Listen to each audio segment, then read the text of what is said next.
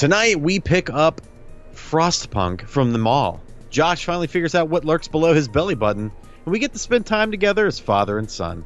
All of this and more on episode 149 of Indie Game Riot. Turns out, it's a mighty dragon.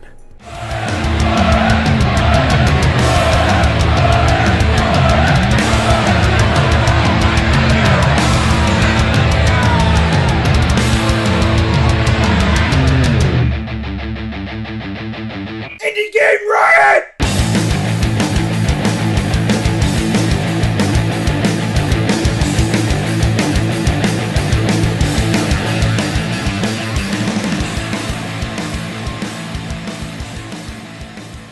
Hey everybody, I'm Josh, joined once again by Eric Hunter. To my right. To my right. Also, your right, as it turns out. To Eric's right as well. He's on his own right. It's your other left. And so, it's been a while, and I apologize. And, after Eric tells us about what he's been up to, I'll get into that. This episode's going to get a little bit meta, which is everyone's favorite, but I feel like it needs to be done. And then we'll get into, the normal stuff, like news, and Frostpunk, and It Lurks Below, and Father and Son, and other tomfoolery. There you go. Maybe had. So what have you been up to recently? Nothing. Just this whole month, absolutely nothing. No. Yeah? No, I did that. Well, you certainly weren't buying my birthday gift. No, I told you it's back in April. You got to go pick it up. No, I've been trying to play games more, and I don't know if you do this, but I go through phases where it's like, man, I really want to play a game that's like X. You know what I mean? Like, I really want to play a game like Braid, or I really want to play a game like, in this case, it was Hotline Miami. Yeah. But I've already got 10 hours into Hotline Miami. I can give you some suggestions. Okay, yeah, go ahead and interrupt my story. That's fine. Go ahead. No, go ahead. No, I'm right. Go ahead. No, go for it. Cool. Whatever. We talked about a few games, actually, that were like Hotline Miami. I'm sure we did. Yeah. I don't remember any of them. Of course not. Why would you? I did a lot of drugs as a kid. Sometimes we're not going to go back on that. I re-listened. Oh, I re-listened to that episode. I was like, man, I'm a dickhead. Oh, do I got to go back and listen to it? Was I not? No, I was like, because I was making fun of your lack of sobriety, previous lack of sobriety. I mean, it happens. You know. Do what you got. So we're not going to go there again. No, it's fine. We can joke about it. No, it's fine. You just make me want to go back and do that stuff again. Joke about it off the air. Anyway, so there was. So I really wanted to play a game like Hotline Miami, but I don't have Hotline Miami 2, and I didn't want to pay for it. Right. So I was just like, I've got 450 games on Steam that I haven't played, so I need to play one of these. So I came across a game called Dead Dirt, I think is what it's called. Interesting.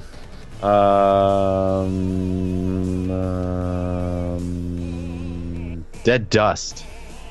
Okay. It's kind of like a side-scrolling, top-down running gun style game. It's it's a roguelite, Light. Uh-huh. You get 4 different characters. They're practically the same, but once the characters are dead, then the game's over. And then there's no saving or anything like that. It's a tough game. The sprite art's really nice. The music's killer. It's got a kick-ass soundtrack, like way more than I would expect a game like this. We could add it to our playlist that we have playing right now. We should. I think it's Crypt of the Necrodancer right now, if anyone's wondering. No one is, but that's okay. Well, there's a Nightbot thing, isn't there? Yeah, well, it's on Nightbot. Well, through Nightbot, I should say. Anyway. So I played that for like 15 minutes, and I was like, man, this just isn't itching my goat, Yeah. Then I remembered I got all those free games on Twitch for being a Twitch Prime subscriber, which I got 5 more free games just tonight. Some of them are pretty good. Yeah. But I ended up playing Mr. Swifty. Have you played Mr. Swifty? That was actually going to be one of the ones I would suggest to you. So good. So good.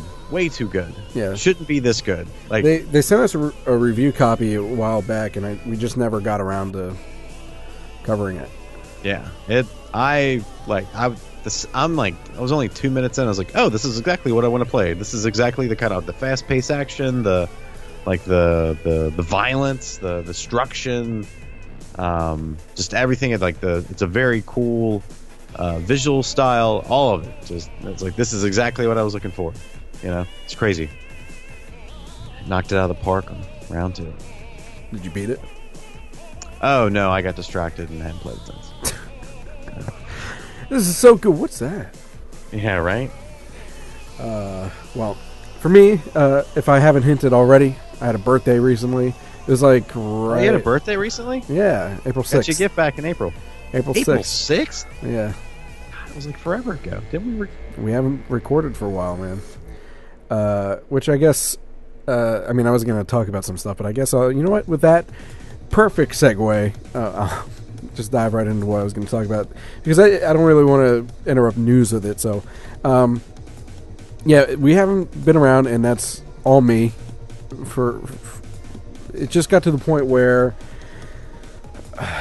the fuck? Don't worry about it. How did you do that? Sorry. Continue. I didn't even know that was a feature. Interesting. Oh, yeah. Also, your camera is like weirding me out, man. There we go. It's just me. It's not the camera. It's just me. No. There it is. Okay.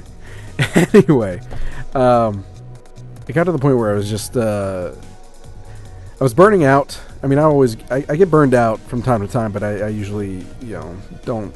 It's not like a long thing like that.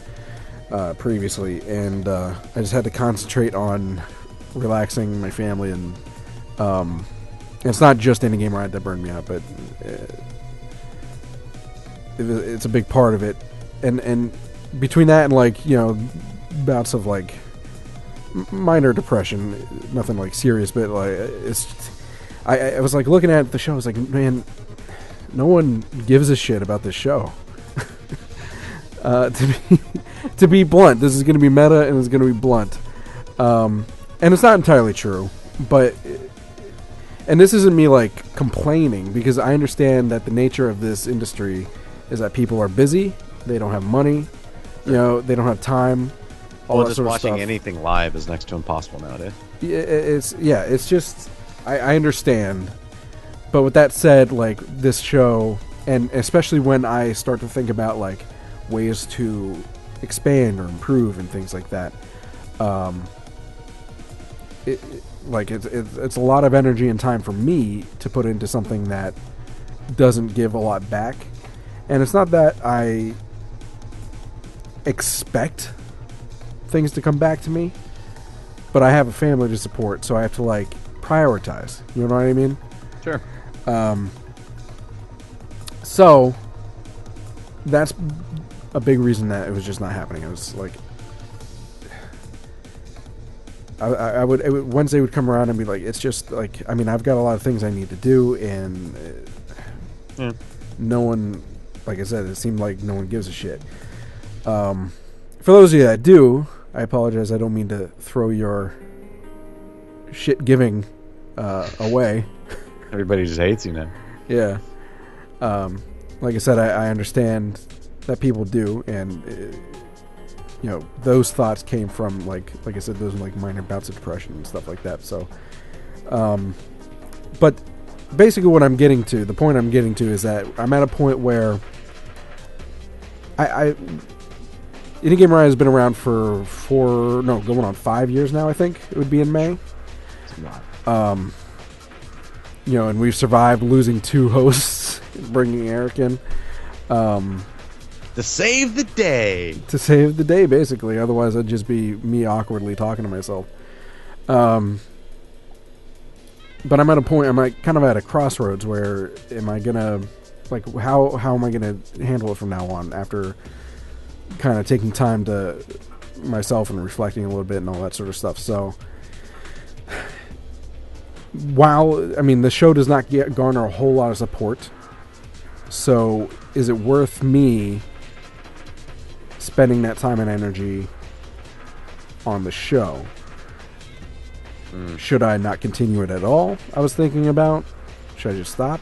Should I just do the show and not attempt to make it better, expand, just kind of do the minimum and just have a show, kind of like what it was in the beginning?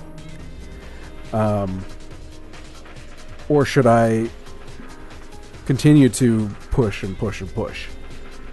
You know, and I have my thoughts on it, but I wanted to hear your thoughts, Eric, as well, because you're one of the most involved people, obviously, in the show. But also anyone who happens to actually give a shit about the show. Sure. And anyone who, in the future, of course, too, that happens to hear this. No matter what happens in the future, I'm always willing to hear people's thoughts. I know a lot of people actually watch on YouTube, too, so feel free to comment or message or whatever. Various ways you know how to get a hold of us. So, like I said, this is going to get a bit meta. This is maybe normally something that we'd have a talk like behind the scenes, but I wanted to bring everyone into it for those because, like I said, people brought to my attention that they do in fact give a shit. Some people. I thought it'd be more fair to let everyone have their thoughts be heard at some point or another. So. So Eric, for you personally, how much do you think would be worth for you to be putting into this show outside of, you know, just showing up on Wednesdays and doing it? And this is gonna kind of form my own thoughts too, based on what you think for yourself, because you have a family, you're kind of in a similar situation. Sure. Yeah. So, what direction would you go with it at this point if it was you running it? Well, I mean, obviously, if your health is at stake, then that is. Oh, yeah, I didn't even mention that. That is one of the things that also happened to the others. And I might as well get this out now too before you start. Did you poop a balloon? No, but just means you swallowed drugs. Yeah, no, I didn't do that. But I did have a gallbladder attack a while ago, but because of that, that's right. I went and saw a surgeon actually like not even a week ago. It was last Friday, I think it was. Yeah. And I'll probably end up getting it out, and it's probably going to be sometime in July. I would think. That said, between the fact that it's basically just me running an entire convention, even if it is just digital, right? That's hard enough as it is, and I was already leaning towards maybe I just shouldn't do it. I'm way behind on stuff. I'm only one person. I really don't have help on anything for the most part. And then on top of that, probably having surgery around then. And it can be an outpatient thing. Sometimes you end up being there for a day or two in the hospital, but it's like a month recovery before you can fully function, lift things and stuff like that. Because there's a chance of because of where the incisions are, there's a chance of herniation and stuff like that. And then there's just pain in general. So, and that's a lot of stress running that show. As much as I love doing it, it is stressful. So, that said, it's probably not going to happen this year with Indie Revolution Expo, which pains me because I do love it and I love the idea of it. But that kind of goes with the show too, as far as what direction to go. Because sure. I've floated the idea of kind of adding a physical aspect to it, which requires funding. And one of the things is if I were to happen to go in the direction of actually continuing to push, would it be beneficial to make IRX and Indie Game Riot, everything that we do, a 501(c)(3) or C3, I forget which one it is, nonprofit, basically. Yeah. That's a lot of heartache, or not heartache, but that's a lot of headaches. A lot of headaches, and you do have to have some sort of funding initially to get it set up, even though it's tax exempt. Sure. But there's a lot more rules in that way. But then maybe possibly, it might help the show. I don't know. But anyway, put that out there. So go ahead with what you were going to say then. I don't remember now. Oh, okay. No, so I mean, if it's obviously your health should be number one, family number two. So if anything you do impedes one of those two things, then you need to stop or pull back. Or, I mean, if I were you, I'd probably, because I think the worst part is that there's a deadline. It's every Wednesday night. I have to do XYZ. Right. Whereas if you took the segments and then split them up and just made them videos, you could pretty much do them whenever you want, because you'd still be doing something you enjoy and producing content and trying to help out indie devs, but on your own time. So if you happen to miss a week, then you miss a week. Right. That's probably what I would do and then just keep putting out feelers to try to find people to help out more, who want to be a part of it. And that's one thing. I mean, we between you and also Vance doing Indie Fireside, which is super cool. Like, that would be another part of progressing, continuing to push forward. Is I'm always looking for content, but the thing is, I need other people to do the content. Right. Not because I'm trying to be lazy or ride off of other people, but I'm only one person. Sure. So with Vance doing Indie Fireside, that's it's only once a month, but that's still cool. It's a huge undertaking. Yeah, it's still cool. Yeah. I think that we can do kind of like a book club type of thing. And then I talked to you about the Eric reviews videos, if you were still doing those, or you said you had something else kind of cooking up, but stuff like that. And if anyone out there is listening and they have something that they think they could contribute, I'm always all ears for that sort of stuff. So, I mean, it's I don't know, man. Things come and go. If it doesn't work out, it doesn't work out. I mean, there's really no other answer, So it's not worth killing yourself over, unless if that's your goal. I don't think it is. So I mean, put that out there for everyone who, again, anyone who actually gives a shit. Let me know. Comments, message, email, whatever you want. I appreciate it, and we'll see what happens. Kind of playing it by ear right now. At the moment, I'm planning on still doing the show every Wednesday as much as possible, barring life issues or something. IRX is probably not happening this year, and we'll take it from there. So, anyway, video games. Back to video games and out of the meta. You know what? Could give us a little boost, a little cheer up from that. Get things going a little bit. Just a little kick in the crotch. Just get a little bit of a little bit of start in the right. A little bit of indie news injection. You break. Oh yeah. You don't know the show at all. No, I was skipping ahead. Indie news injection. Are you bored with the same old games? Yeah. Why, then give yourself an indie news injection. Thanks, Indie Games.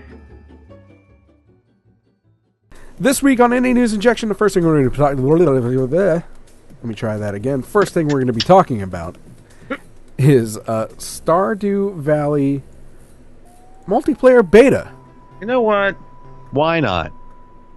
What? Game. What is that game anymore? It's going to end up being fucking Minecraft. No, it's not Minecraft. No, it's going to end up being Minecraft. Oh. Where it's going to be you can do whatever the hell you want in this game now. No. You can shoot babies in the face. Well, they did actually, along with the multiplayer beta, they did send in a single-player update with some big changes, like you get in trouble if you date multiple people. Weird. In the game.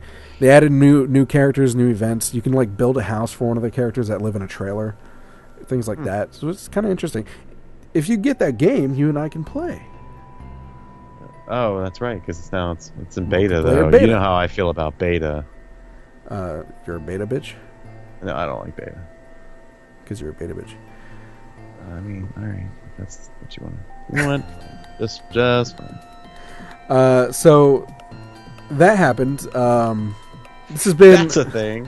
It's been a long time coming. I forget when it was, at least a year ago that they announced that they were doing it.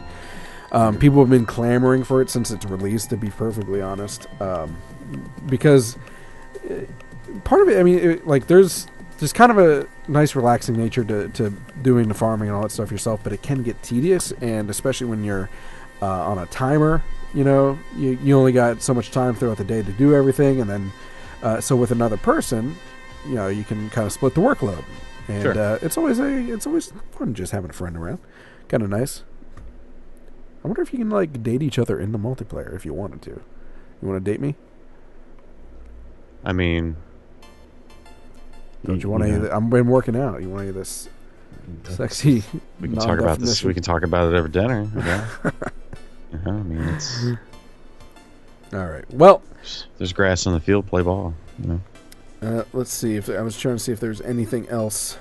Supports LAN and online co-op. So if anyone who wants to do kind of a couch co-op thing with PC, why not? By the way, why not? Slightly off topic. Couch co-op. As much as I love couch co-op, and maybe this is going to be one of those memes where, screenshot it now. I don't know. It's all over Reddit. Memes. But anyway, the point is, couch co-op on PC seems like the stupidest thing to me. Because how many people have a rig that, I mean, with multiple controllers, or have the room to sit at a desk with, I don't know. So you were assuming that they're desktop computers. They could be laptops. That's even worse.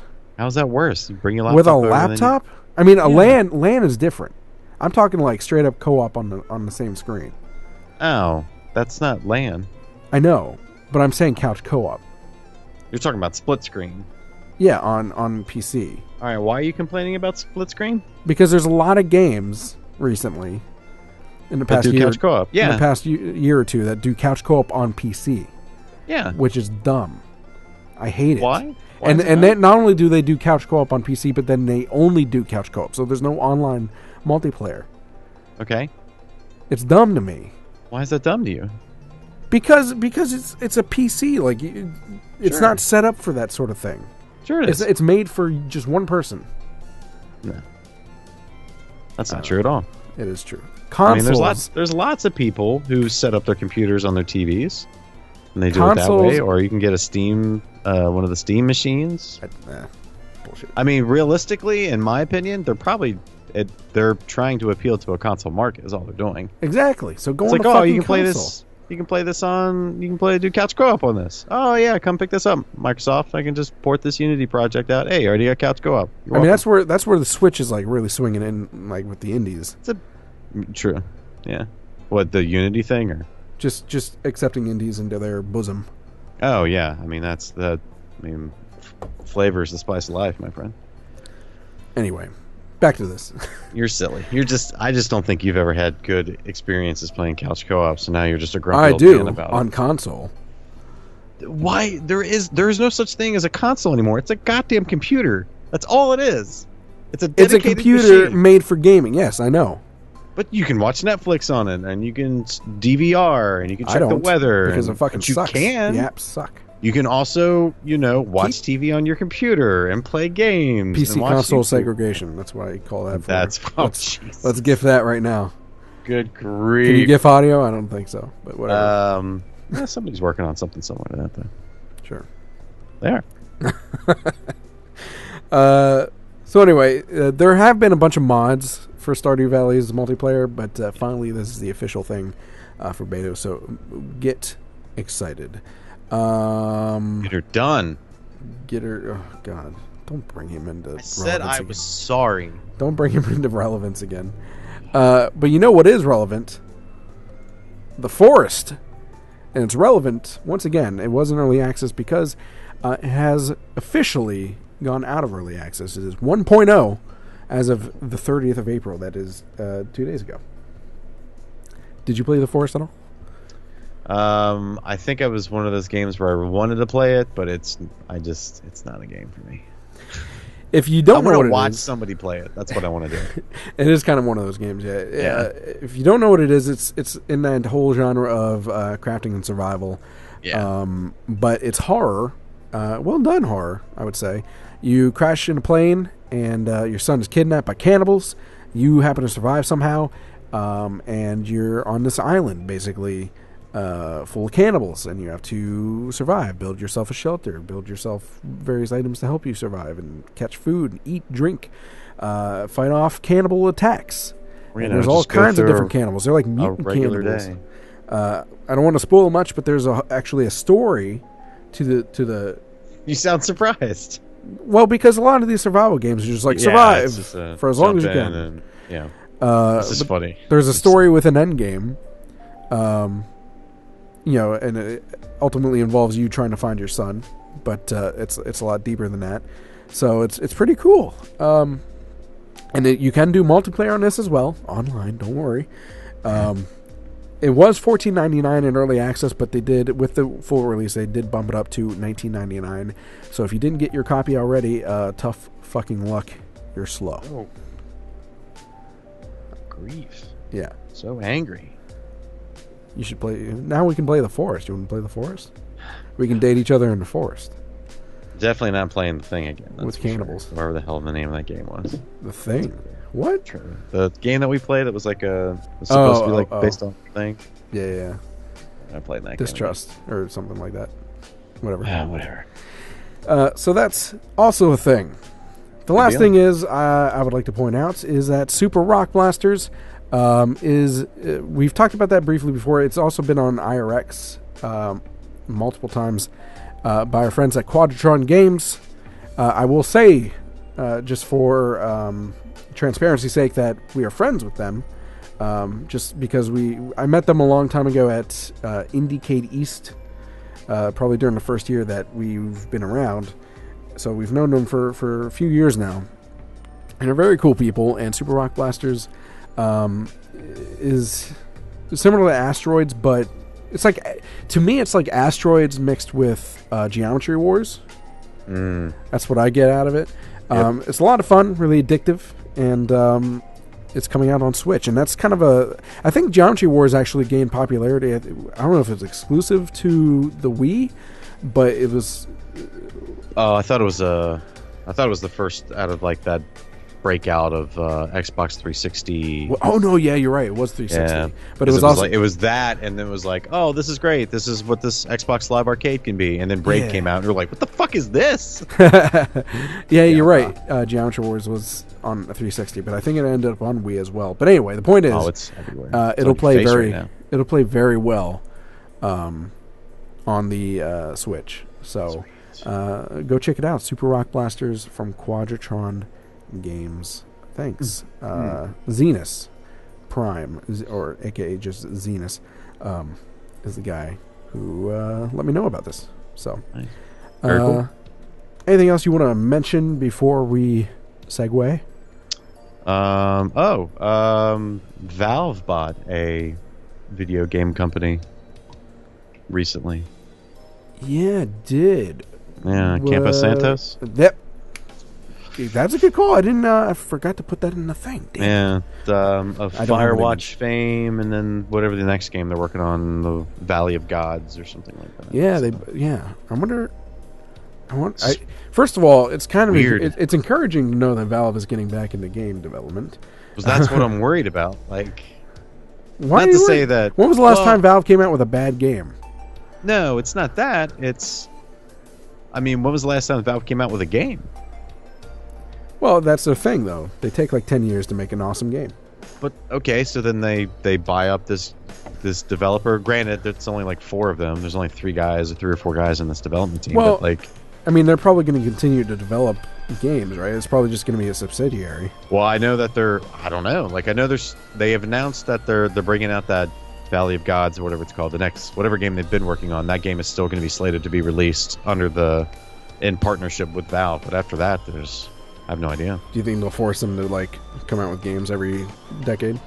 So the team is made up of people who've worked on, for lack of a better term, narrative games. So one of the guys was one of the head writers of the right.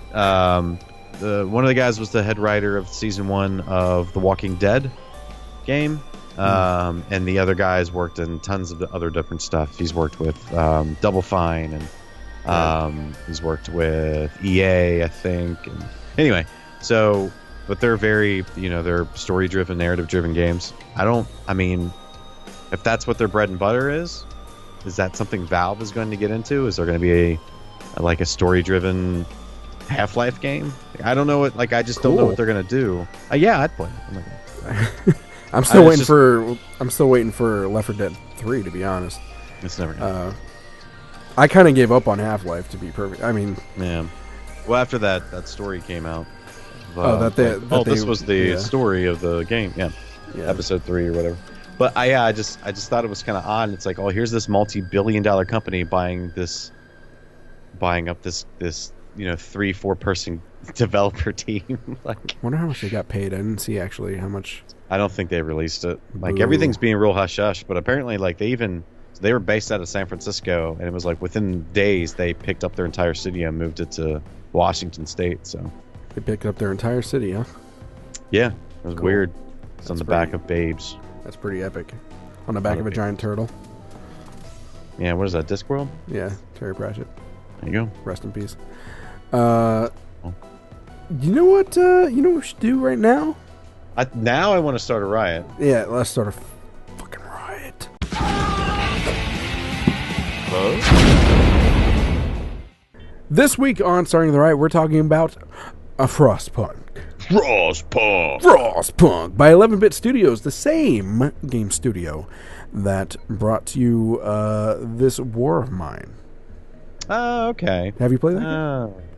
Nope. It was a good game. I know of it, though. This is a little bit of a different... it's a little bit of a divergent from... It's a little bit of different everything.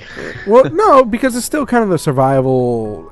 community survival like a system management. Right, like that, but it is definitely divergent of this War of Mine. Same roots, same genre roots, but different mechanics by far. So it's a really cool concept. Basically, it is the apocalypse, where, excuse me, I got to transition over to the gameplay so everyone can see. There we go. Where it is the next ice age, essentially. Not a whole lot of people are left living. From, as far as you know, this is the last main centralized colony of people. And there is a giant heat generator that has been built, as you see in the gameplay there, in the center. And all your people are gathered around it. Sorry. I was literally flashed off screen. Oh, weird. Yeah. So, there's that. Anyway. So that happened. So there's a giant heat generator and people are holding around it. Your first job is to make them go out and collect resources. So there's resource management, steel, wood, food, that sort of stuff. You have plebes, basically, and then you have smarter people who are engineers. You assign them to various things. They can all do resource collecting and some of the mundane jobs. Man, I have allergies too, so excuse me. But the engineers also, at some point when you build specialty buildings, they have to be assigned to those buildings because the regular peasants cannot work in those buildings because they're not educated enough, such as being doctors. So when you build a medical tent, essentially they cannot. You have to have engineers working there, so you have to manage your people as well. Being that it's the Ice Age and the main focal point is that heat thing, one of the things they have to continue to do is make sure that they don't freeze to death. I just saw that temperature drop. It about made me sick. Yeah, you have to get.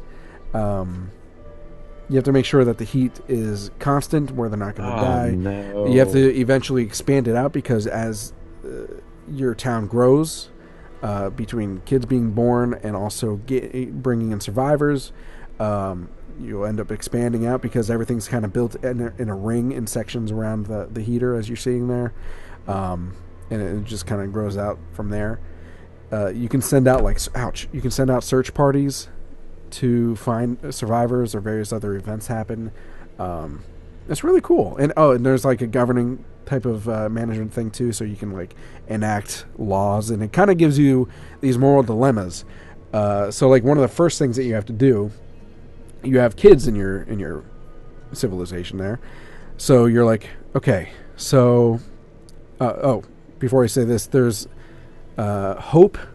There's a hope meter, which is the blue meter at the bottom. It's hidden behind our thing, but you can kind of see it. And then there's, I think, a despair or something like that, which is the red discontent, which is above that. You have to manage those. So a lot of the laws that you enact will raise and drop those bars significantly, as well as like some other things kind of affect it less so throughout the game, such as like temperature drops and things like that. But anyway, so one of the first things you have to do is make a choice. All the laws that you enact have two options.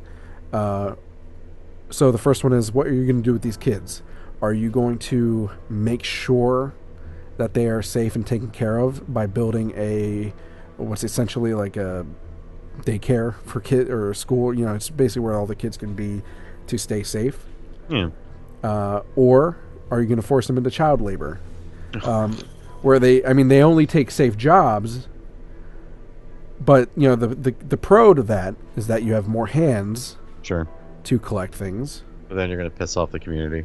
But you know they could get sick and die, and then it'll also discontent will rise because people are like, why are you doing this to the kids? Whereas the other way, you know, you have less hands to work on stuff, but you know hope rises because they're like, well, you're taking care of the kids, so at least the apocalypse isn't making you an asshole or something like that. So that sort of thing. Those are the kinds of decisions you have to make. The gameplay that I've seen is they put the kids in a house, and they're like regretted it like 10 minutes later. You're like, we need more hands. A lot of people actually say you should go with the hands, like putting them into work, because it raises I guess looking at it objectively, Right. because in order to survive, you need as much help as you can, especially in the beginning. You know, like I said, eventually you'll get people to come in, but I don't think you can backtrack on the decisions that you make. I don't think. So another thing is, like, if for medical, people get sick or hurt. So are you going to take drastic measures where you say someone gets frostbite on something? Are you just going to cut it off and not deal with it? Or are they going to be...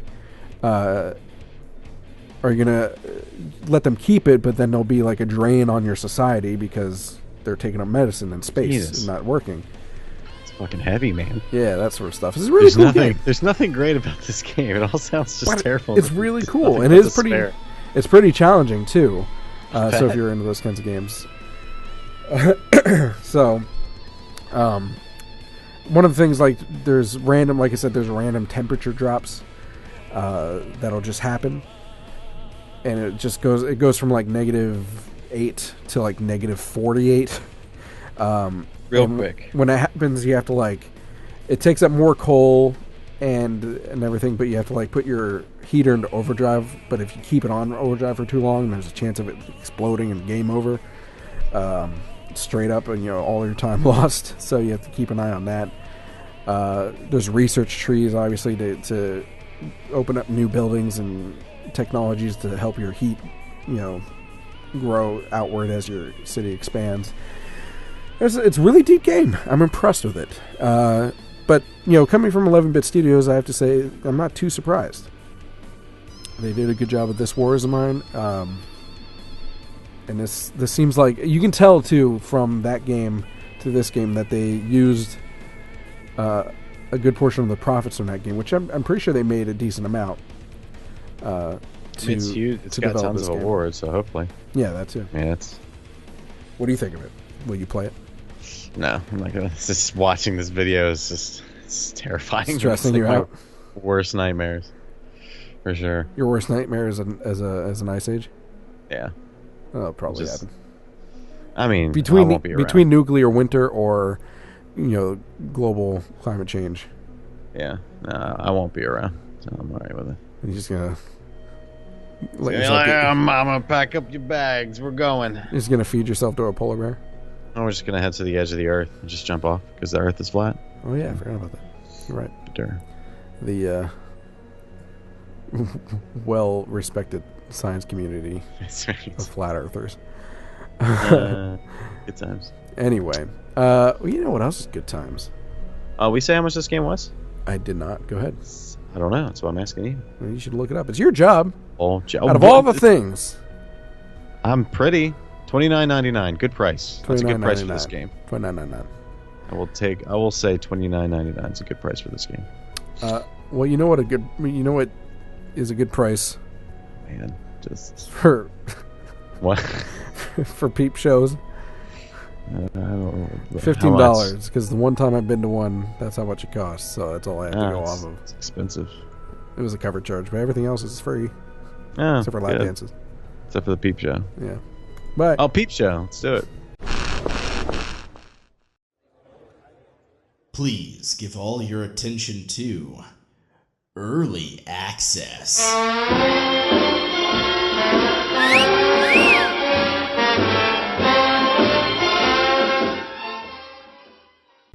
this week on Peep Show, we're talking about It Lurks Below.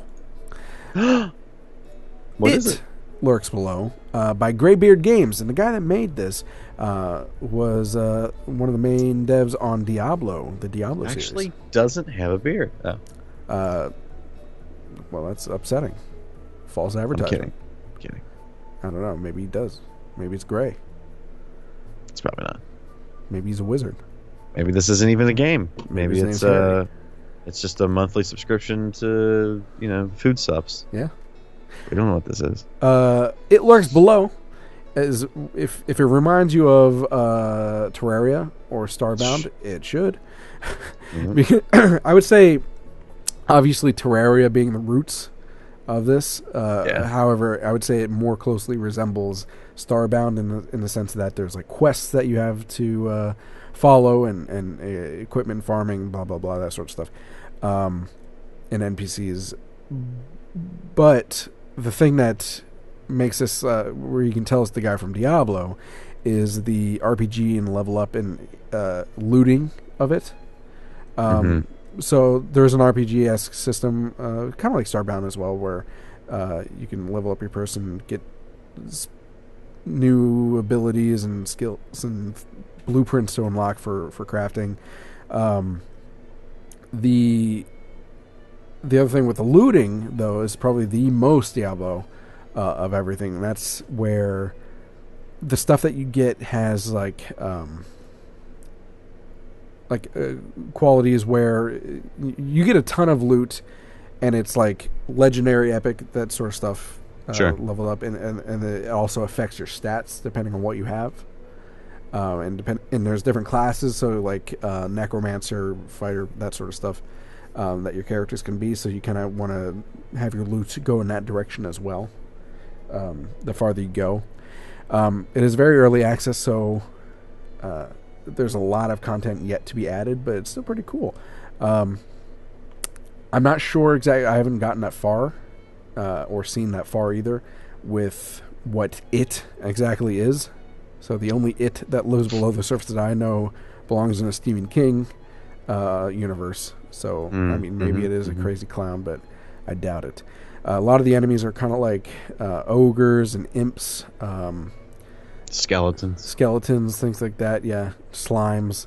Slimes. Yeah, on the surface initially, and I think after there's bosses that you can fight, and there's dungeons and stuff. But I think on the surface initially, there's enemies that you kill this boss, and it wipes the enemies off the surface.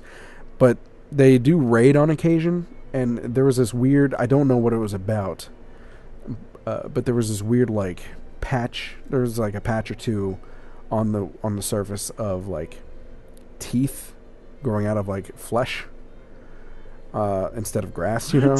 Yeah. Oh, okay. It was like those pallets mess up or a sprite screw up or something. No. Is that what you're saying? No. Oh, no, it's an actual thing in the game? Yeah. Like it was What? like a corruption type of thing. Oh, weird. So it's kind of cool. I don't know what it had to do with anything because it didn't affect, like, they didn't hurt you. It was just kind of there. Just creep you out. It's kind of cool. I mean, it's pixelated, so it's hard to. Yeah, but still. See, I like Terraria. Like, I think I would love games like this. I just don't know how to play them. Oh yeah, I'm the same way with Terraria. Although I think Terraria, in my opinion, Starbound. I have Starbound, and I got a little bit into it, and I think having like a direction helps with the quests. Terraria is directionless, although there are bosses and stuff like that, but it's really just it's kind of like similar to Minecraft in that way. I think Terraria is better played with friends, from my experience, because that's the only time I've ever played it after the first time I tried single player, and I was like, I can't do this. I just figured it out. I know what lurks below. What lurks? It's you. It is me. You end up being what lurks below. I am the one who knocks below. Like what? What? Dave's not here, man. So, and you can set up like a little base as you're seeing the gameplay there. You don't have to do a below ground. I think this person just decided to. Paul Soros Jr., who is the one that does this video. You also get these blueprints to unlock NPC buildings. So you build these buildings like what's basically like a merchant shop or a bank where you can store some stuff. And NPCs kind of come with the building when you build it. Okay. Which is interesting, but it's cool to have like the NPCs and you have to protect them if there's raids and stuff like that. It's not really annoying. Like the raid only happened once from what I've seen. It's not like all the time. So that's when I stopped playing Terraria, because I was like, I don't know what to do here. It's dark. I thought I locked everything. Nothing's locked. I'm dead. Why am I dead? Sitting on top of my roof waiting for daytime. Like, the other thing that's interesting about this game, because like when you play Terraria or Starbound or whatever, like those planets are pretty big.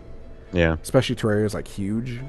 The planets. And this one is actually it doesn't take very long at all to go around the whole thing, to cycle through. This game seems to be much more vertical rather than horizontal when you play. It's all about going downward, which makes sense because it lurks below. Oh, man. Not to the right. So it lurks to the left. To the left. It's Beyonce. That's what it is. That's funny. So it's kind of interesting that it's all about going downward. You don't have to constantly climb back up. They have it's essentially a Hearthstone. If you play WoW, is that a WoW reference or is that any reference? I don't know. Anyway, you get this thing that warps you back home. Technically, it's a Dungeons and Dragons reference. Hearthstone? Yeah. I thought they were called something different. Whatever. Yeah. Anyway, you get it. It warps you back home. I do. Very cool. And then you work your way back down. Port key if you're a Harry Potter fan. What? Any other comments about this particular? No, I mean, what I said before. Like, this game looks something that I would definitely love to play. I just don't. I don't know. I can't figure these games out. Like, I need like ridiculous amounts of tutorials and hand holding and all of that. Yeah, it's shit. better when someone holds your hand through like Terraria. But I think, like I said, with because this is much more closer to Starbound than I think. Yeah, that's what I was gonna say. If it's a lot more straightforward, then I could probably at least fumble through it. Starbound can get overwhelming, so I don't know how this is going to be when it's fully released with all the content. Because Starbound's like, here's a bunch of shit that you can do. You choose. You're like, okay. I don't want to do any of it. I don't know. So we'll see. But this seems a lot more straightforward at this point. Who knows in the future? How much does it cost, Eric? Oh, I probably should have looked that up when you asked me. Yep. Hold on. Wait for it. Almost there. $19.99. $19.99. Get yours today. It's a little much for an early access game. For me. I'm not a big fan. Well, I guess of if you early don't know access. much about it, but well, yeah, that's the other thing. Plus, you're talking to a person that's used to selling games for $60. I think. I think that happens a lot with like AAA devs that go indie. They tend to sell their games more on the expensive side because that's what they're like. Games are worth this much. Which, I mean, sure. We've had that debate before, maybe. Sure. Yeah. But whatever. Anyway. That's a podcast for another day. It is. But you know what's for another segment? Bring on my notes. Go on mobile. Go on mobile.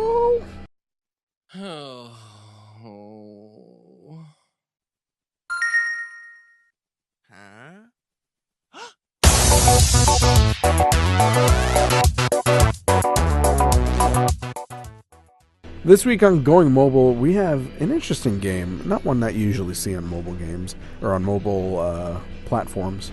It's called Father and Son. Oh. By, hopefully I'm reading this correctly, Tuo Museo. Museo? Oh, man. Tuo Museo? Well, let me see it really quick. I took French for a minute. Is that French? I thought it was Spanish. Oh. I don't know, maybe. Actually, no, it looks Italian. Maybe that too. Actually, no, I think you're right. Italian. Where's anyway, my translator? I'm pretty sure it is Italian because they, because the publisher for this game was Museo Archeologico. I'm just going to assume it's Italian. Because Museum of Archaeology. I would say that is National di Napoli. Yeah. Napoli is Italy, so. Sure. Thank you. I would say, I think if I were to guess what this says, it says Museum of Archaeology, National Museum of Archaeology of Napoli. Yes. Of Naples or Napoli? It's not Naples. Napoli. There you go. So this is a very artsy game. Actually, it is Naples. It's the next one. It says find yourself in the beauties of Naples. Because I was like, Napoli probably translate to Naples. Yeah, it does. Anyway. Look at me learning Italian without ever learning it. Right. Father and Son, definitely a more artsy game. Narrative. You don't see this, and it's free, by the way. Yeah, Android. that's another kind of a mime. I mean, at least $1.99. Because this isn't like a thing that you get like ads in. No, it's just straight up.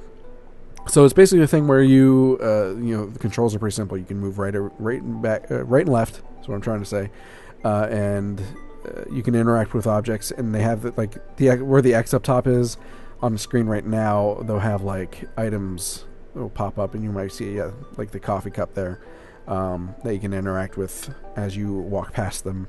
It's all very like introspective, and basically you're a son who receives a letter from a father who seems to be, I didn't play through the whole thing, but it seems to be they have an estranged relationship.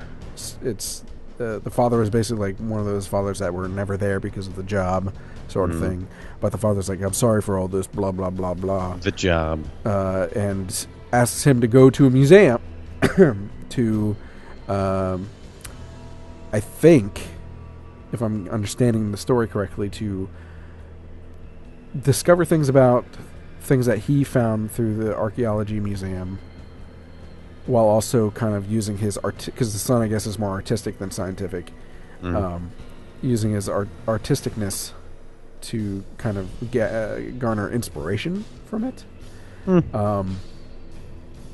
So I know a lot of people, it's not a game, and I say to you that it's interactive media, which is a game, essentially. And when we're talking about it nowadays, video games. So, whatever. You can literally, and you might see it here, go to a balcony and just lean over the edge and take in the artwork. That's that kind of game. Nice. Are you interested in these kinds of games? Yes, I love games like this. Yeah. Because it might get a little real, though. Like, do what? Like, just the story in general might get a little real and deep. Well, and that's the neat thing about these games is like you get to experience the life of somebody or something that you just never would be capable of before because of your station life and your surroundings, and I don't know. I like stuff like that. Their description of it, I have a bidet, word for word, is what begins as a story of a son that never knew his father becomes a universal and timeless story where the present and the past are a set of meaningful choices. There you go. So, Cool. right in the fields. And it does take place in Naples, It does. You were correct, sir. and has a really nice soundtrack. I should add that soundtrack to our playlist. It was really good music. I will say that. Will you say that? Yeah. They do accept donations, so the game is free, but they do accept donations if you'd like to do that and help them create more beautiful works of art. And that's kind of cool. They have on their website where you can just send something to someone. It says, from me to you with love, feel free to write some thoughts to someone that means a lot to you. Just right on their website. It's kind of cool. You gonna send me something? Yeah. It's gonna be your birthday present from April. A big fuck you. Yeah, right. It's a giant picture of a middle finger. I wonder if the person actually works for this museum, and that's why, hence the developer name. Could be. Maybe they got say. funding for it or something. Or Yeah. I know that Canada does that a lot. All fun game development. More and more takes video place. Video games have been ending up in museums, it seems like. Over in Seattle and Baltimore, D.C., New York at the Museum of Moving Image. It's kind of cool. I like it. They're finally being recognized as works of art rather than silly games. What, after 40 years, 50 years? Really. That's finally. Well, speaking of finally, it is finally time to end this episode. Bum, bum, bum. And the night closes in. Sure. All right. Anyway, if you like what we do, Man, after I what really don't. Well, after Really yeah, don't. really, yeah. After what I talked about earlier, After the downer. yeah, it kind of feels silly to ask you to like support us because who knows what's going to happen. So This I'm not. could be the episode, though. This could I think. be it. Well, no, I think if it goes in that direction, I will do one, at least one episode where I'm like, all right, this is it. But so I'm not going to ask you to support us because we don't know what's going to happen at this point. But at least not financially. But if you want to, send us information like games to check out, people to interview, news stories, stuff like that, feel free to do that. You can find us on Twitter. Send us stuff there at IGR Podcast or on Facebook.com/IGR Podcast. And, of course, email contact at IndieGameRiot.com. In Discord, we're always on Discord. And I think if for some reason everything were to go, I think I would probably still keep open some of the community channels like Discord. Oh, totally. Just to have that. It's because it's cool to have a group of people that care about the same thing and help each other and talk about stuff. So, there's that. Any last words from you? Are you listening to music on stream? What? Oh, looked like you were listening to music. Stay Indie. Remember to give us your thoughts, too, on what I talked about earlier. And if you hopped through to the various segments but happen to be listening to this, make sure you go back and listen to that so we get your thoughts. Anyway. It's on the tube. The Yes. YouTube. All right. Say your goodbyes. Saying goodbye. Toodles.